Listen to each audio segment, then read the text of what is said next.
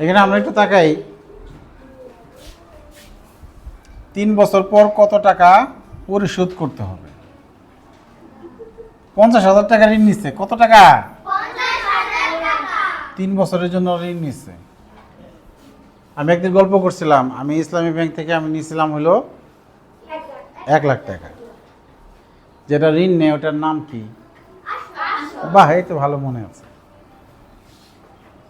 তাহলে ব্যাংকে লাভ দিতে হবে না? ওটার নাম মুনাফা। মুনাফা বের করে যোগ করে দিলে হয়ে যাবে। ঠিক আছে, তার আগে আমরা একটু তুলে নিই কি কি দেয়া আছে। হ্যাঁ, তাহলে আমরা এটার সমাধান করার জন্য আমরা কি লিখব? দেওয়া আছে। কি মুনাফার হার কত দেওয়া আছে বলো তো?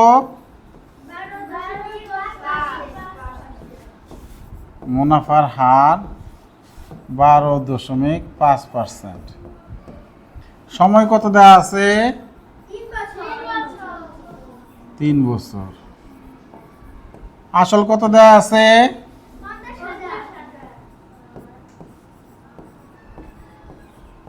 50,000। এটা টাকা লিখবো আমরা। এবার আমরা কি বের করব, কে বলতে পারে? কে বলতে পারে কি বের করব আমরা? মুনাফা বের করে আমরা এই আসলের সাথে যোগ করে দেব। তাহলে আমরা জানি মুনাফার সূত্র কার কার মনে আছে?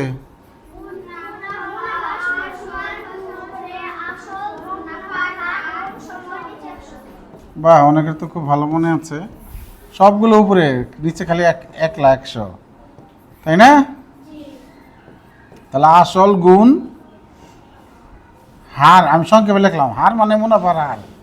আসল গুণ মুনাফার হার গুণ সময়। তাহলে আমরা নিচে 100, আসল কত? 50,000, হার কত? 12.5, সময় কত? 3। আমরা এখানে কাটাকাটি করার আগে আমরা একটা কাজ করব, একটা মজার কাজ করব আমরা। এত টাকা, এই যে এখানে দশমিক আছে না, দশমিকটা তুলে দিব। দশমিকটা কি করব? তাহলে আমাদের হিসাবটা অনেক সহজ হবে। হ্যাঁ, দেখো, তোমরা কি জানো দশমিক শর্টকাট তোলার প্রসেস কেউ জানো? দশমিক তোলার সংক্ষিপ্ত বুদ্ধি কারো কাছে আছে? দশমিক তো তুলে দিলাম, 125 হয়ে গেল। এর জন্য নিচে 10 দিতে হবে। কি কি হিসাবে 10 দিলাম কে কারো জানা আছে? দশমিকের পরে একটা অঙ্ক আছে 5, একটা শূন্য। হ্যাঁ, আর আমরা এভাবে মনে রাখি, উপরে দশমিক তুললে নিচে এরকম লিখতে হয়, একের পিঠে শূন্য। আর যদি নিচে দশমিক থাকতো তাহলে আমরা উপরে লিখতাম। হরে থাকলে লবে লিখবো, লবে থাকলে হরে লিখবো। এটা শর্টকাট একটা ওয়ে। এখন যদি আমরা কাটাকাটি করি তাহলে আমরা ফলটা পেয়ে যাব। 100 সাথে 100কে 100 দিয়ে কাটলে কত হবে কে বলতে পারে? 50,000কে 100 দিয়ে কাটলে 500। 50,000কে কাটলে 500। হ্যাঁ, এবার আমি কি দিয়ে কারে কাটবো? 10 দিয়ে 10কে কাটলে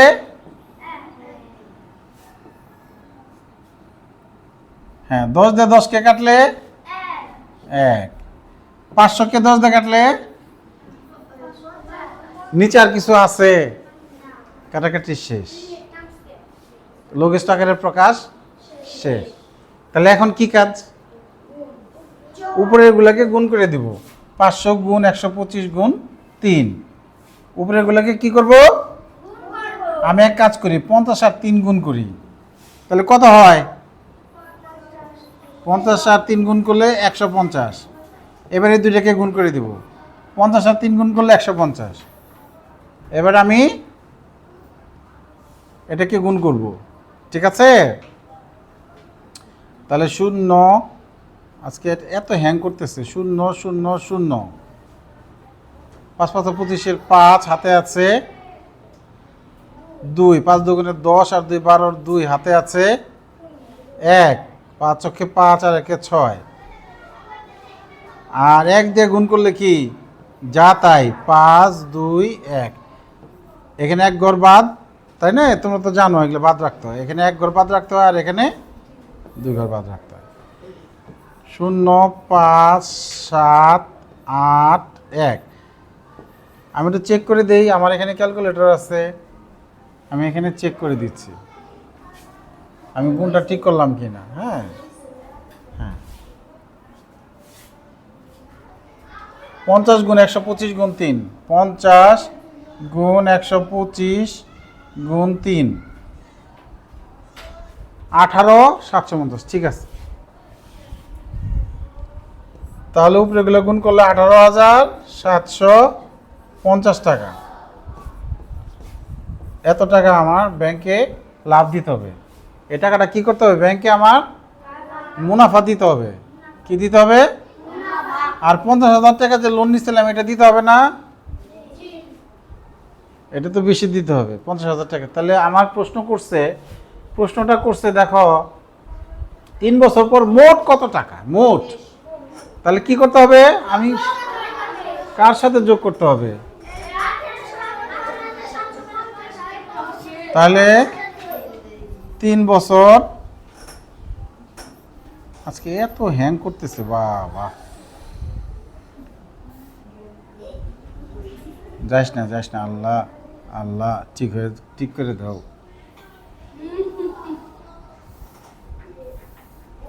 আজকে অনেক হ্যাং করতেছে এটা।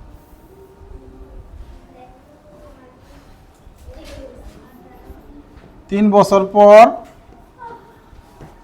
মোট পরিশোধ করতে হবে।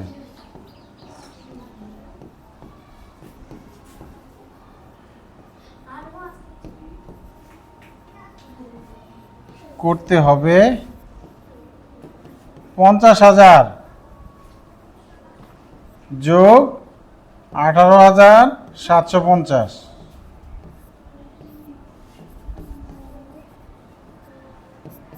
68,750 টাকা। হ্যাঁ, 68,750 টাকা। তাহলে আমরা এই কটা খুব গুরুত্বপূর্ণ, পরীক্ষায় আসার মতো একটা অঙ্ক। হ্যাঁ, পিছন থেকে দেখতে সমস্যা, ছোট করে দিলে ঠিক আছে।